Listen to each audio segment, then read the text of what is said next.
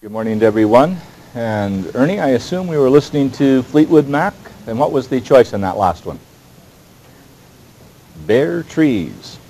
Fortunately, they're starting to blossom out, and we got leaves, and it's starting to look like spring and summer. Great weather. Contrary-wise, for those of you who aren't aware, that in Minnesota and Iowa, they had snow over the weekend. So Michigan, I think, had 9 inches. That's why they were playing the finals, the semifinals. So we had homework for you, and we have a new set of sections we're covering this week, and we have a test on Thursday. Okay, so that's the plans for the week. It'll be our 3rd exam, and it will go up through Chapter 7, but not include 8.1, 8.2, or 8.3. We're just going to cover that material for this week. But before we do that, one last option for homework problems, computer problems from Section 7.5. Okay. That being the case, let's go to Chapter 8. And as I've shared with you before, this is, I think, a fairly straightforward set of problems. And I would expect you, even though the computer-based problems I think are like the odd-numbered problems, you should be able to go through the whole set. But what we're arguing is the ability to change from a percent to a fraction. Okay, so I'm going to go to the board on this, and what we want is from a percent to a common fraction, which would be the idea that it's reduced. Then we want to go from a percent to a decimal, and we've called that a decimal fraction in Math 10. And this is, in essence, Lesson 18 in our review in the white book. Then we have a fraction to, I guess it's a decimal and a percent. Let's see. I guess it's just a common fraction to a percent, and then to go from a decimal fraction to a percent. And remember, we had these put in the form of a triangle, where in terms of what I had before, we had a triangle. I don't like the way that's starting to shape up. Let me try first the base down here. Get that going. Then about there is a center point. So let's come off here. And so what we did in terms of the problem originally was say that you had a common fraction, you had a percent, you had a decimal fraction, and then I wanted you to be able to go back and forth in any direction. And so we had a whole set of problems that you were doing. If you're having any problem with this, I would go back and review that. Now, some of the problems that caused more difficulties than others were mixed numbers as a percent. So if we look at this percent to a common fraction, an example as I move over, say 4 3/4 percent. I want it as a common fraction. And so the way we did it, and it's the way I think is still a comfortable one, is to change it to an improper fraction over 100. So this is 16 and 3 is 19 over 4. Technically that is over 100 over 1. And then you just think of inverting and multiplying. And I don't think I want to show that step particularly, but those are the 3 short steps that you would have. And you have 19 over 400. There's nothing you can do to reduce it. Now sometimes we have results that reduce very nicely. So if I had 3 3/4, at 3 3/4 instead of 4 3/4, I would have had a 15 on the top, and then I could reduce. Any question in that? Now, the ones that get you into trouble are where I have just 3/4%. Okay, and that again is 3/4 over 100, again over 1. And so the same argument, inverting and multiplying, puts you at 3 over 400. And we had problems like 0.5%, 1/4%, and so on. And in the same way that the second part of what we are doing here asks you to take from a percent to a decimal fraction, that is, when you look at the percent here, it goes in two different directions, and that's exactly what you have in these first couple problems. If I want to take this now, let's take the 3/4%, and I want to convert that to a decimal, this is where you got into hot water before. Because this was 0.75, still with the percent sign.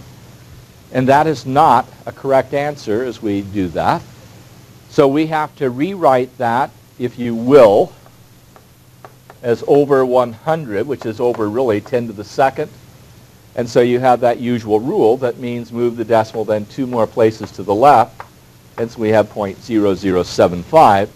And that is the problem that many of you get trapped on in a test. Now the 4 3/4%, that was 4.75 over 10 to the second. And so that just becomes 0.0475. And we are using the idea that to go from a percent to a decimal, since you're dividing by 10 to the second, you go 2 places to the left.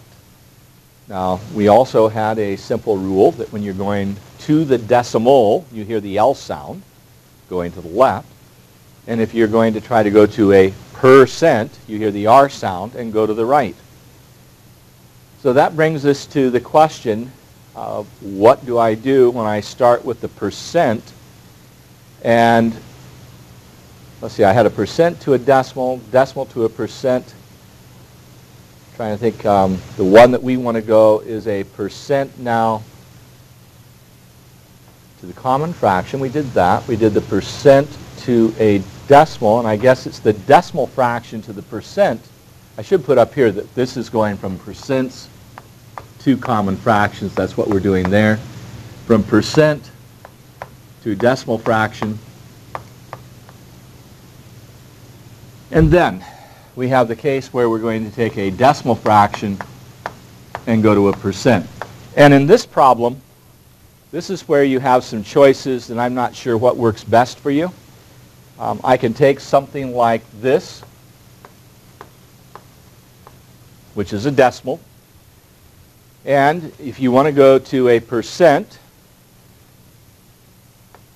you can do this and say you're multiplying the top and bottom by 10 to the second, which gives you something as a percent. That's what this becomes down here. And then, of course, this gives you your rule, moving 2 places to the right.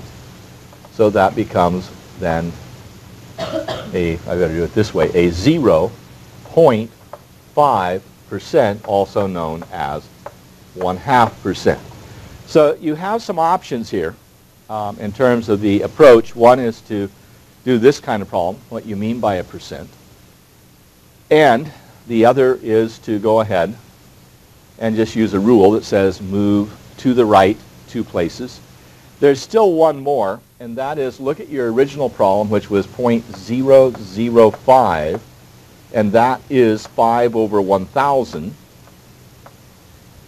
But you want it over 100, so you divide here by 10, divide here by 10, and you get then 0.5 over 100, which is your 0.5%.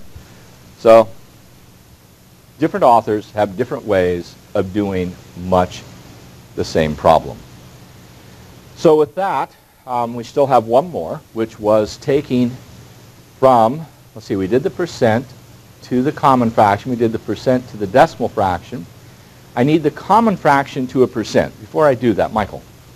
The decimal fraction to... A percent?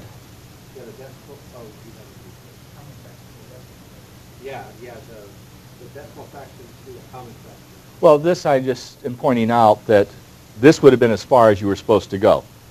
But I wanted to remind you that this is the one we had as a 0.5% that caused us a lot of grief, which went back to this case where I had 0.75%, and I'm trying to do that now as a decimal or as a common fraction, and it causes trouble. So of the 4 that I have up here, the one that I haven't covered yet is the common fraction to a percent. And with this one, the common fraction to a percent,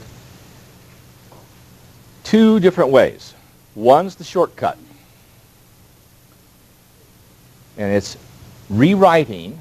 Let's say I have something like 3/5, and I want it as a percent, and it's just rewriting the fraction as a new fraction with 100 in the denominator, because that's what percent means.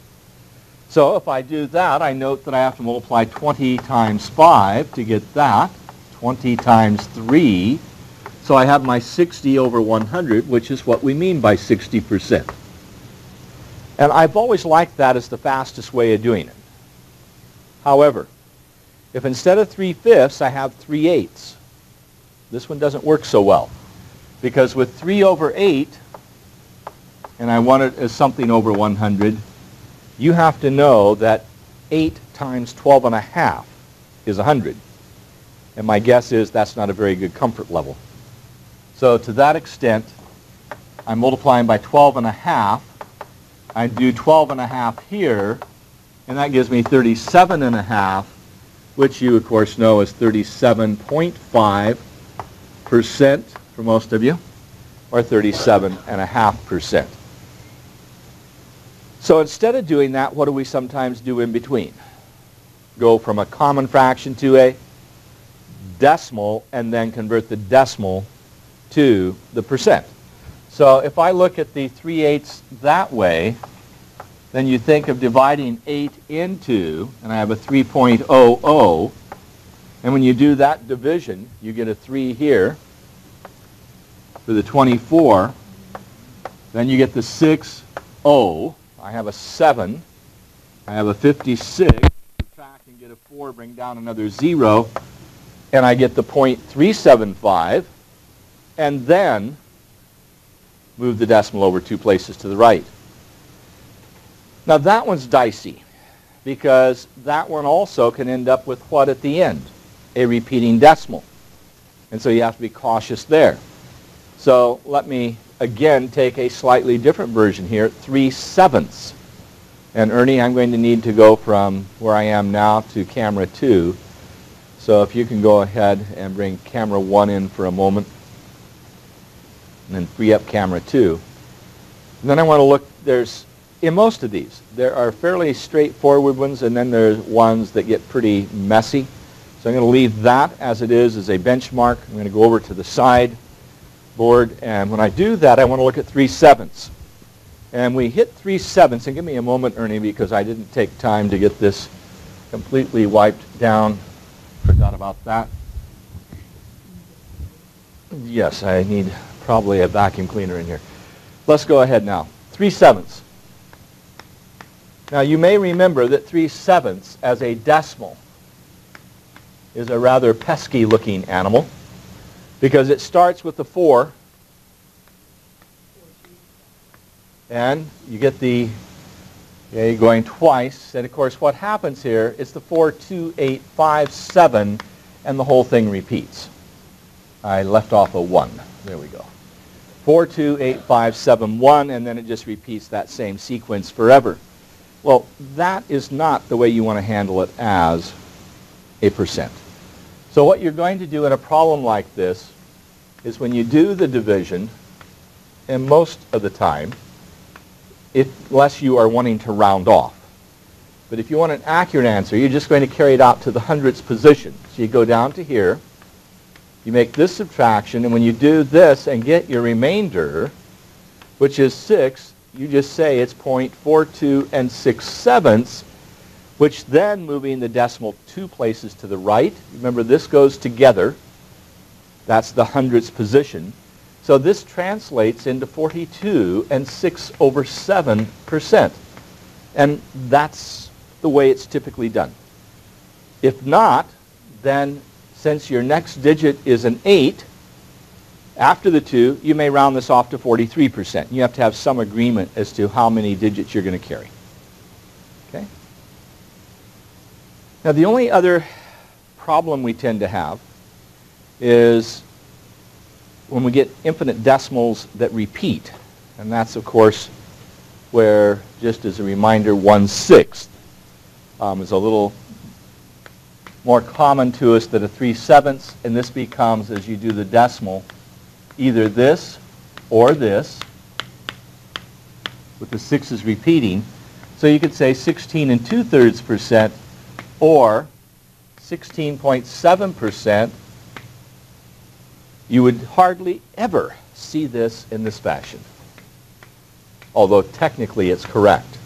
I don't think you'll hardly ever find that. Ernie, can we slide over a little bit so I have some room? Coming over to here, please.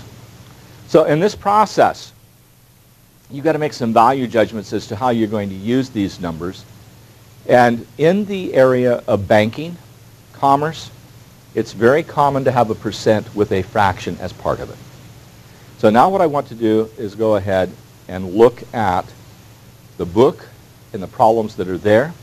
So I'm going to leave this on the side, and I'm going to go to problems, and we'll see if there's anything there that has you concerned.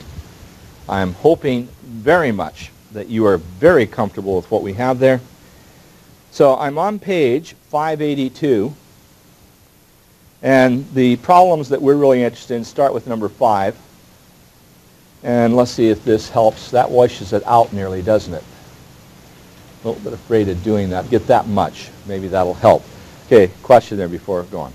There's one we didn't cover, is decimal fraction or common fraction. Okay, it is true that in the triangle behind me, I didn't take from a decimal fraction to a common fraction, but that's not one that you're asked to do in the problems that we have in homework, if I remember correctly. We have decimals to percents, we have fractions to percents, we have percents to decimals, and a percent as a fraction, but I'm on page 582. And so it just doesn't happen to be as comprehensive as what we did. So let's go back to the document, Cam. Looking at that first set, 5 through 14, have you got any questions there?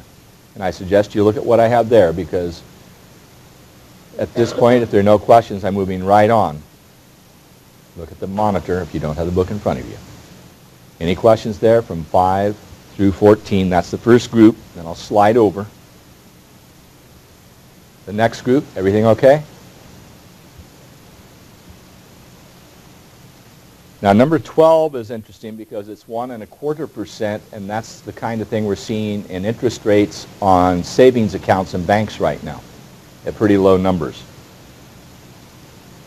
Okay, if there's no question there, Ernie, let's come off there, go down to the next set. This is where we're looking at percents, and we want to write these as decimals. I guess the first comment I would make to you here is that when you look at the 53 2/5%, remember the 3 and the 2/5 go together. So when you make the decimal going 2 places to the left, the 3 2/5 counts as 1 place. Sliding over, again, just asking you to look. If you have anything that bothers you, you better say so now. And again, in our society, for the most part, we don't typically think of things like 135% or a 100.5%. But I want you to be aware that there are certain places in the world right now where the percents we are getting are nearly immoral. So if you talk about Zimbabwe and their inflation, they're running percents of inflation sometimes that are 12,000%. I mean, they finally had to redo their currency. It was taking $1 billion to buy a loaf of bread. And so they just threw out some zeros and said, okay, now it's 10. So you throw out 9 zeros, but the inflation was just ridiculous. So 12,000, 5,000% inflation in a world economy that's right now. And that's, of course, in the G20 meeting over the weekend. The big concern there that Germany had was that inflation after World War I is what set up the rise of the Third Reich. And so they are very not inclined to do a stimulus package in the United States out of prior to World War II, the Great Depression. In the 30s, tried to do it through stimulation packages and the kinds of things that are currently being done. So you have two leaders in the G20 at very opposite ends of the spectrum trying to come to some agreement. And essentially what came out of that, I think, is a commitment to some $1 trillion to help countries who are on the brink of bankruptcy. So Iceland has gone down basically into a bankruptcy status, and there's some other countries that are equally as vulnerable right now. I think over the news over the weekend there was a part that went on with Hungary and what they're having and their problems there. So these numbers that we're seeing in percents typically don't get very large as a percent until we hit a world meltdown in the economy. The next one, where we're writing these fractions now as a percent, again, you change to the decimal, and the only place you're going to have trouble, like that 1/9, is ones forever. So you have a decimal point with ones forever, so what you write it is 11 1/9%. Coming across, there are a few of these that are going to be messy, and let me bring that just down a little bit. Okay, try again, Ernie. That'll do. That 5/6 and 5/11, the 5/6 you're comfortable with, the 5/11 you're not. And dividing by 11 is something we don't do very often, and not much of a cause for it. We talk about 5/12 of a year. We talk about 5/7 of a week. We don't have anything that we do in terms of 11s. But is there any question on any of those as you look at them? Again, your silence I'm taking as an indication that you'll be okay with that. And I'm afraid I'm getting too much glare with that. We'll just go this way. But is there any question there? Okay, silence I'm taking as you're fine, and you can do all these tonight and be ready tomorrow to move on. Okay, going to the next part. These were to be written as a percent. Probably the bottom one there at 0.6 is forever. You're going to convert that to what? Somebody give me an answer on 53. If you can answer it, you know the material. If you can't, then you are bluffing me badly. What is number 53? What is it again? 66 2/3%, because that 6 is forever. So if you didn't see that bar, you're hurting. It's 66 2/3. Play the same game here. 54, what is it? I know, but as a percent, you've got to go 33 1/3%. Okay. The no-brainer, 46, 5 seconds. 1/100th, 1%. Okay, now what are you going to do in 55? 55.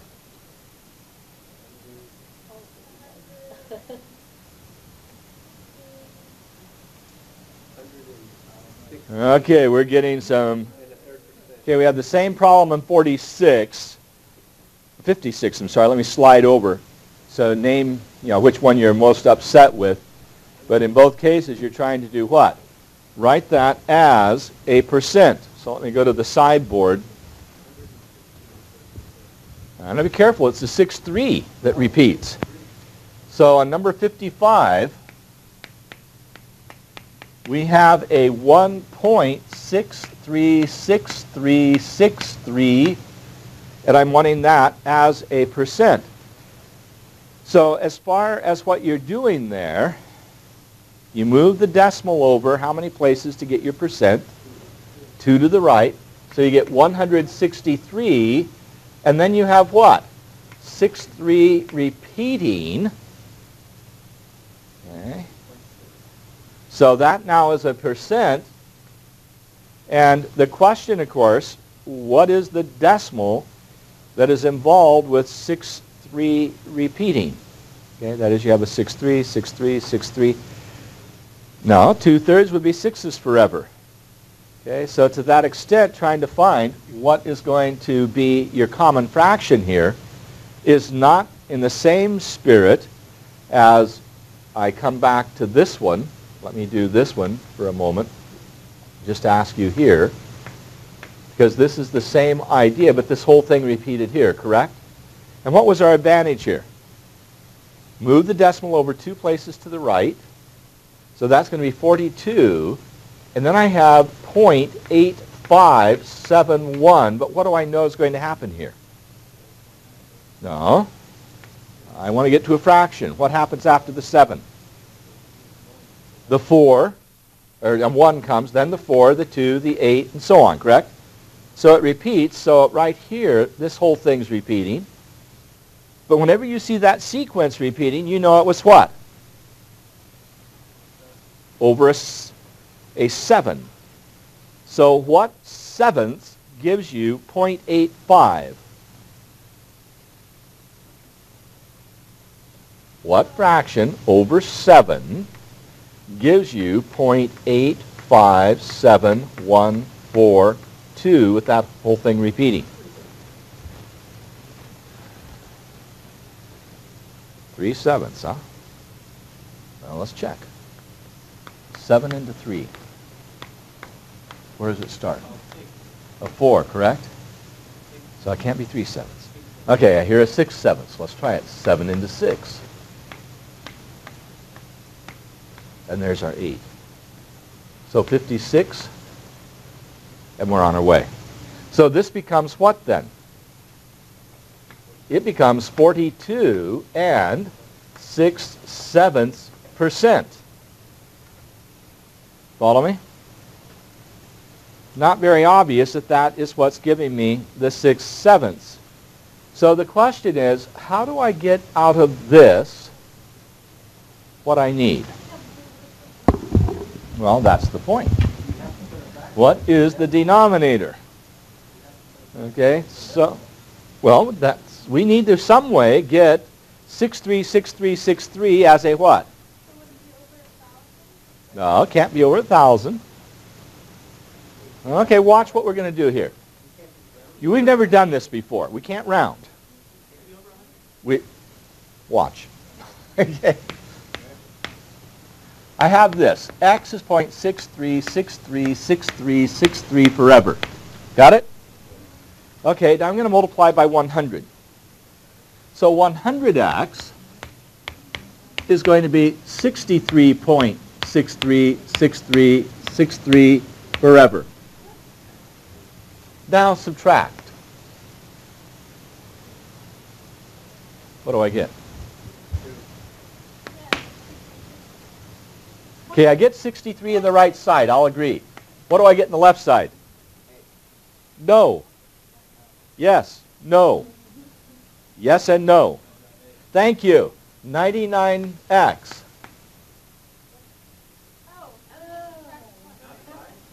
Let's get the O's first.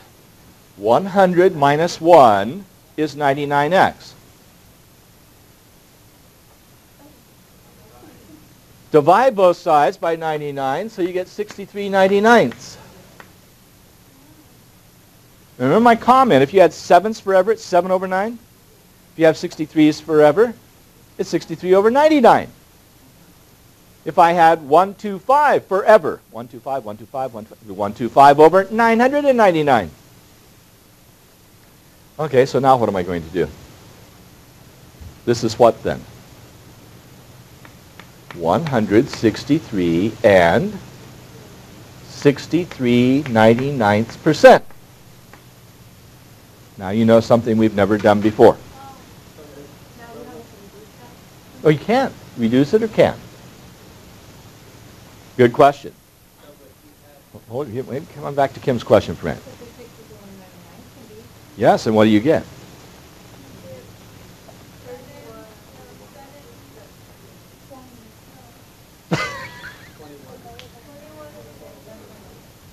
Keep reducing, lowest form.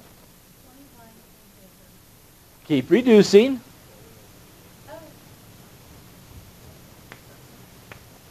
$163 and 7/11%. Very good, Kim. Excellent. And Bomaro, nicely done. Now, Michael. All right, so if we had a repeater that was 4 decimals, it would be over 900, yes, 9,999. Yes. And you might be lucky enough to reduce it. And if it was 5 decimals, it would be 99,000. Yes. Okay, now, let's leave that alone for a moment. Let's come back to the document, Cam, because this brings up an interesting question. This is fun. Okay, you're 47. What is it going to be? Back to the document, Cameron. 47, that .47 and number 56. Just tell me. 47 Think about it. What? Good wrong answer. 47 over 99 was a good wrong answer because I wanted it as a percent. What do you first do? Number 56, which is a 0.47 forever. 47% over 47 over 99. 47. Better wrong answer, but getting closer. 47 and 47 over 99%. Okay, 47 and 47.99%.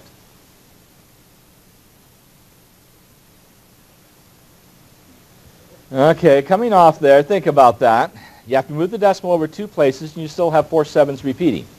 And the 4 7 repeating means it's 47 over 99. Okay, then that gives us an insight to a neat problem.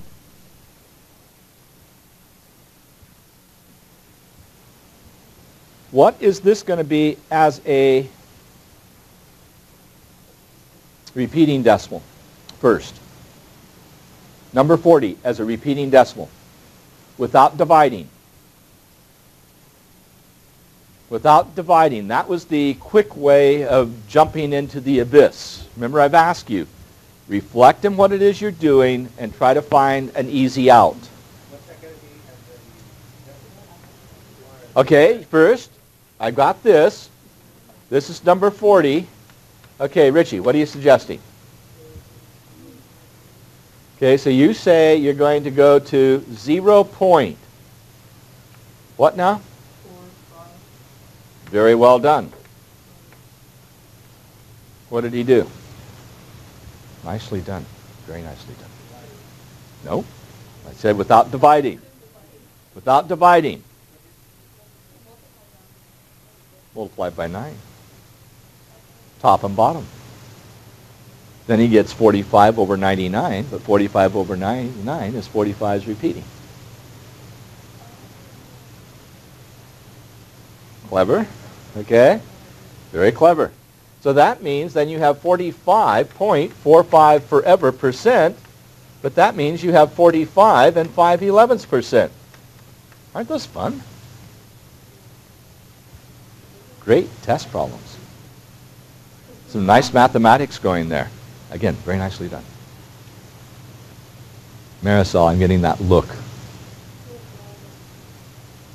Oh, it is. It's so delightful. It's the only problems we have at that set that are sort of push you a little bit, right? The others were slam dunk, cakewalk.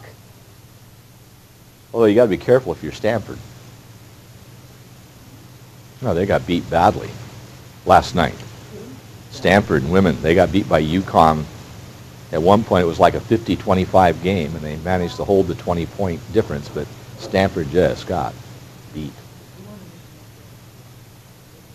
Yeah, Michigan won. Yep, North Carolina. So you spent your time watching the games instead of doing your homework, huh? The truth is out. Aha! Now I know what's happened there. Okay. Yes, question, Natalie. Okay, can you, all the ones that are like forever, you know? All the forevers? Yeah, can you put them all over 11 and try to get them off? No. Because I was thinking, find something that you can do, 9 times something is 40. Well, let's change it. How about 42? So let's say I had 42, 42, 42, 42. So what will I do with 42? Move the decimal 2 places to the right. And then 42 over 99%. But what can you do with the 42 and 99? Reduce it to what?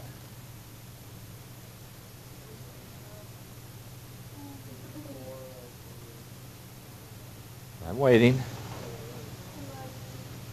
What will go into 42 and 99? Obviously. Quickly. 3. Thank you. So 42 and 3 will go into there what?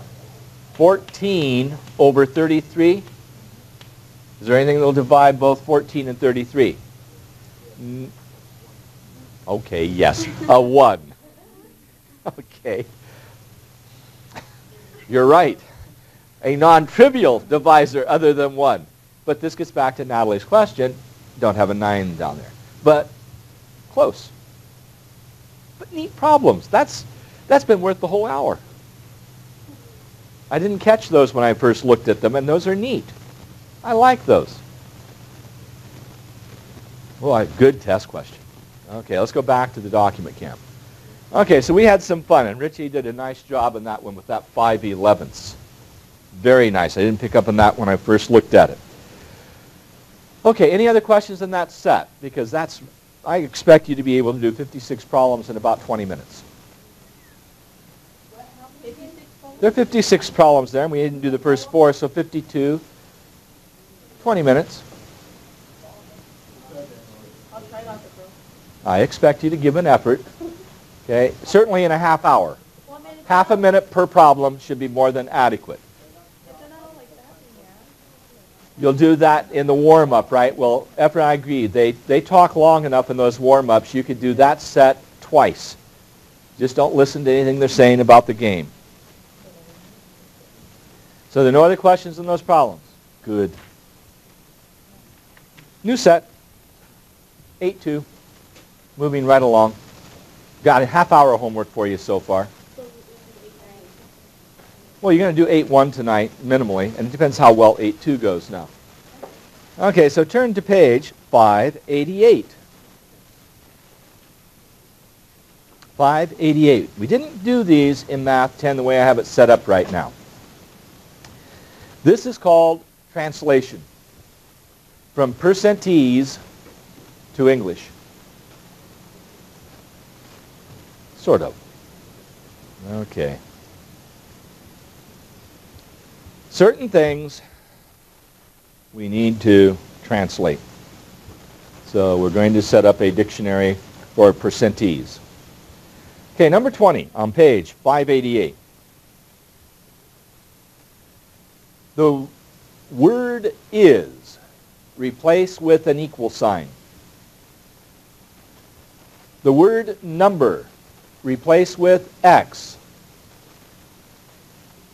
The word of replaced with multiplication.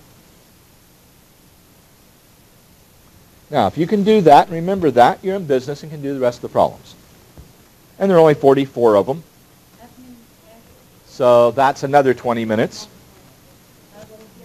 Okay, well, let's translate. We're going to do it in the board, so if you didn't get that as we said it. Number 20. This is, what page number again for me, please? 588. A non-repeating 588. Okay, now I have what number, so I'm going to write this out, is, and then I have 3.5% of, and my other number is 24,500. Agreed? I'll just do that. I'll left the question mark out. Question mark optional. Okay, what number? X. Replace is with equals. Leave the 3.5 over 100 if you want, or as a decimal. And you replace of with multiplication. And there's your answer.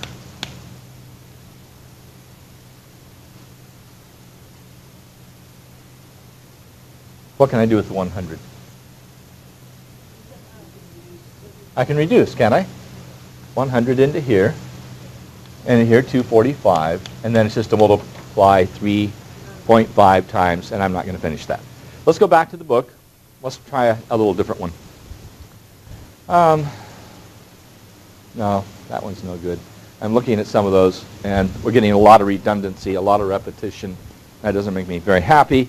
So come off there for a moment, Ernie. Let's get something better. Okay, 23. 35% of what number is? 72.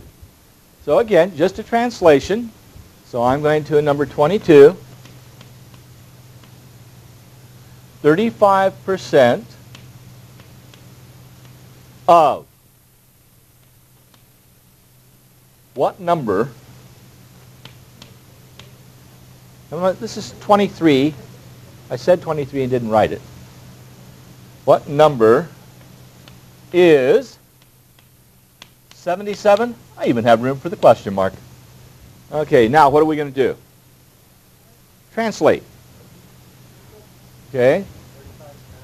So 35 over 100 of means multiply, but what number is x is 77. Done. And we just do what now? This is a Sandra special. Divide by, I thought you were going to say the reciprocal. You like the reciprocals and she likes dividing. Okay, you can multiply by 100 over 35 or divide both sides by 35 over 100. Richie.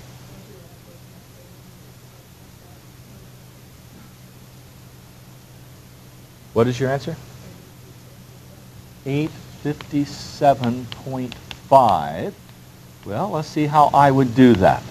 I would take 3 times this in my head, and so that's going to be 750 minus 15, which is 735, and then add to that 122. So that's going to bring me to, wait a minute, I had 750 minus 15, 35, 47. I think I'm getting 847. You're getting 857. Try it. Since it's, in my head, I'm getting 847, but you may be right. But that was a good effort. Good effort. See if we agree. You got 57? Okay, then I'm off in my value. I looked at that as 250. And 250 times 3 is 750, but I'm 5 off for each. So that gave me 735.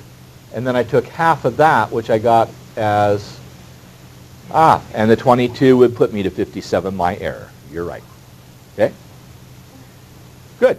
Nice. And you did that in your head. Very good. What about this one? You would end up with, I'm going to carry it out here with an arrow. I usually don't like doing that, but I need space here. So you're going to multiply by 100 over 35, and this is over 1, if you will.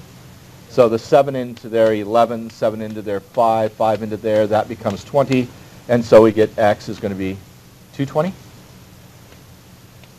And so rigged very nicely. Back to the book. There's a third type we expect, right? Because there are 3 different kinds of percent problems. Let's remember what they are. Okay, we have percentage is base times rate. P equals BR. Now the problem we just did there was solving for B. And if you'll look at that, when I think of the 77 as we go back to the side board, I have that 77. Bring that in tighter if you would, Ernie. Much tighter, please. And bring it up. So up further and tighter. Now, if you think of just what we have there and do it from the standpoint that Sandra would divide both sides by 35 over 100, your x is 77 over the 35%. That is your part over your percent. So that's a second type of problem. Now, coming off that, what is your third type of percent problem we did? Percent equals part over the whole or the base. So your percent is part over the whole, or the percent is P over B, where R stands for percent. You've got to be careful that you don't let the letter P stand for percent. That's where you get trapped. So let's see if we can find one of those. Yeah, percent would be your R value. So let's come all the way down to number 33.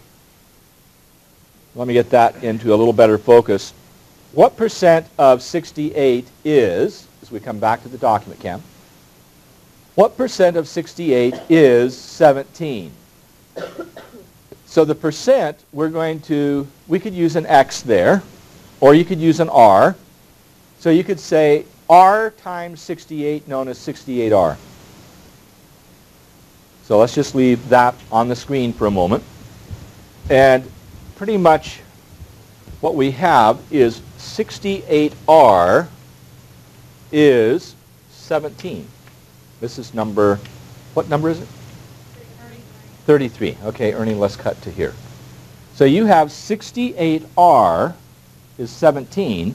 So if you divide by 68 on both sides, you get to your what? Your part over your whole. You can change that to a decimal and then to a percent. And by the way, what's the nice thing here? Rigged to beat the devil. What does that reduce to? Rigged. Rigged. Yes, it's 1 over. 1 over, 1 over. Yes, but what is it as a fraction? 1 over 4. 4 times 17 is 68. 4 times 17. 4 times 7, 28, carry 2. So 4 times 17, 68, so that's 1/4, known as 0.25, also known as, a.k.a., 25% without the calculator. Again, try to do some of this in your head so that you're using the arithmetic skills. Now, this is one of 3, 4 different approaches we've used. Now, on Friday, I went to proportions. Okay, so if I look at this problem, I can do it as a proportion, and I'm just going to write that up here because I've pretty much run out of space for what I want to do there. But let me write this out in this way. R over 100 is the same as 17 over 68. And this is another way of looking at this, and this is what will be done in section 8.3. Treating this as not as an equation, but treating it as a proportion. And get exactly the same thing, because if you'll look at what we have on the board, coming back to the board now, exactly where we were, Ernie, you have 17 over 68. We wanted that over 100, correct? Yeah. Well, in essence, if I take the R over 100, that's precisely what I'm saying, coming back to the document camp. So this is your R over 100, and what you recognize is this is 1 out of 4. So 1 out of 4 is as 25 is to 100, and you have a proportion. So we will trade, coming off there, in the next set, every problem as a proportion and substitute. Well, I'll rephrase that. Treat it as a proportion, cross-multiply, and then solve. This was a case where we treated every problem as an equation and solved the equation. What is the third method we used in Math 10? We talked about the percent triangle, and that just set it up that way. And then the method we didn't say too much about, and it's the kind of thing that Richie's been doing today, in your head. You just see the numbers and you set up a proportion in your head and you get it. Now, on that 17 over 68, if you didn't see the 1/4, it was hard to see the 25%. That is, 17 over 68 is the same as 25 over 100. You had to go to an in-between step and say it's the same as 1 over 4. 4 different techniques. One is proportional thinking. Of the 4, that's the hardest, because proportional thinking will go under pressure. It's one of the first things to disappear when you were feeling stressed. Now, of the 3 remaining, it was great to do percent triangles for Math 10. It won't make it in 20. The equation that we just talked about, we just did in 8.2, is the kind of problem that we would be inclined to do using algebra. The proportional argument that we're going to do in 8.3 is a nice alternative. Now, of all the things we do in Math 20 at a practical level for you that you can use, whether you go on to 70 or not, percents, just like it was in Math 10, is a very powerful part that you can use in commerce, business, finance, foreclosures, buying cars, buying houses, You do it all the time with percent problems. For your information, when you work with algebra, it's not until you get into intermediate algebra and you start working with PERT, remember PERT? The shampoo, A equals P times e to the RT. That becomes an intermediate algebra problem because P e to the RT is not only used in finance, it's used in population growth because there's a rate of growth for every country. Some countries are decreasing in population right now. Many of the European countries are decreasing in population because birth rates are down.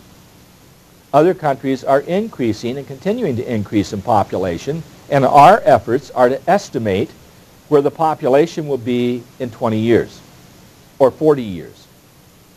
And that is what we talk about with P e to the RT also, and that brings us to the question of a world population overgrown and in crisis. And that's what we do in the STAT course. The other side of that is starting to get a lot of press, and that was called 3 Mile Island and Chernobyl. What am I talking about? Wow. Yes, meltdown. I'm talking about your meltdown at the end of a semester. Okay, we're talking about nuclear power and the idea that 3 Mile Island nearly had a meltdown. That was in New Jersey, wasn't it? I'm thinking of 3 Mile Island. Chernobyl was in Russia, and they actually did have a problem, and that soil has been contaminated for thousands of years. But what is coming up as a source for energy again? To start investing in more nuclear power, and then that is affecting us because what happens with the waste from that process? You've got to put it somewhere. And that's one of the big arguments because they were wanting to put it in Nevada, underground. The other is to put it in space. Okay? But the issue is again raising its head, and we look at decay. How long does it take that waste to lose its radiation to the point where it's not lethal for you? And so that is also P e to the RT. So what we started in Math 10 on compound interest, which used percents, is covered in more depth in an intermediate algebra class and then in a calculus class, trying to understand where those formulas came from. So for us, we have 8.1 and 8.2, and of the problems in 8.2, it seems to me that you should be able to do from number 5 down to 38. I expect a couple hours from you on this, an hour minimally for each set. And so it seems to me reasonable for you to do the problems on the computer. And there are only, I think, I'm trying to remember, 21 for the first part, about half of them for 8.1 in the computer. I put that on this morning. And if you do what's in the book, you should easily be able to do all the problems in the book in 8.1 and what's on the computer in an hour tonight. With the second hour you give me, I'd like you to go into 8.2 and try to do ones in the book before you do it in the computer, so you come back tomorrow with questions on 8.1 and 8.2. We'll answer questions in that and probably get into 8.3 so that we can answer questions in 8.3 on Wednesday and review for the test on Thursday.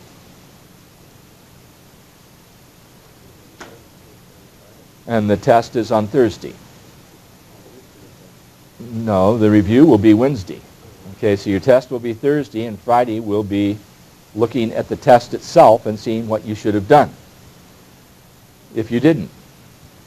This week you have a heavy week, basketball withstanding, and that is to prepare for the test and do the work in 8.1, 8.2, and 8.3 and the computer work and be ready for the test on Thursday. That's where we're headed. Okay, now we've already mentioned that we start in section 3.3 and go up through the end of chapter 7, which will be 7.5. Now I'm going to make one more pitch that I've been making this pitch for some time. You need to, this first part of the week, spend some time not only doing the homework that's due now, but the preparation for the test. That means redoing problems. And the test, I look at it about 20 problems, 60 minutes, 3 minutes a problem. When you prepare, right now go through every section you think you know well and do a problem from it and see if you can do it. The sections, and I think I'm talking about 7.5 maybe, 7.4. There's another one earlier back earlier a bit where you were having trouble. Let those slide for right now. Review the simple, easy stuff, redo problems, come in tomorrow, because tomorrow I will do the following. I will answer questions in 8.1, 8.2, and questions from any of the material from the content on the test. Then the time I have left, I'll do 8.3. Wednesday, I will answer questions in 8.3 and any questions for review. Then Thursday, the exam. So Ernie, as we close down with a sober note about the exam, what is your choice from Fleetwood Mac? The ghost. We just not doing very well. We have a ghost, and if we're in calculus, we could talk about the ghost of departed quantities, which would be a good topic in calculus. But without that, we'll just wish you a good day.